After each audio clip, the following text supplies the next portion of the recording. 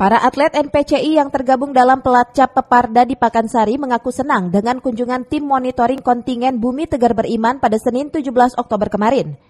Di antaranya saja Noviera Ros, atlet andalan kontingen Peparda Kabupaten Bogor pada cabang olahraga panahan, mengaku senang dengan adanya program monitoring kontingen Peparda Bumi Tegar Beriman ke semua cabang olahraga binaan NPCI yang tengah menggelar Pelacap Peparda ini menjadi semangat.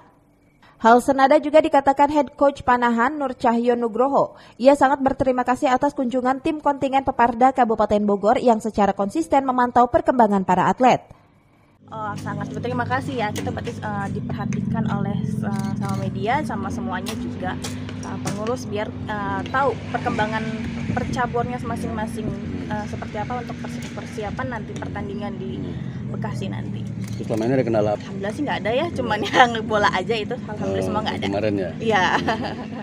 Kita sih bersyukur ya apalagi pelatih itu bisa ditengokin gitu. Jadi benar-benar pengurus itu melihat berjuangnya atlet gitu, panas-panasannya segala macam, dan itu bentuk dari apresiasi juga ke kita gitu, pengurus monitoring, sekedar say hello atau gimana, itu membangun semangat kita lah itu. Walaupun saat ini belum bawa jeruk ya. Dari Pakansari, Kabupaten Bogor, Cevi Suryadi melaporkan.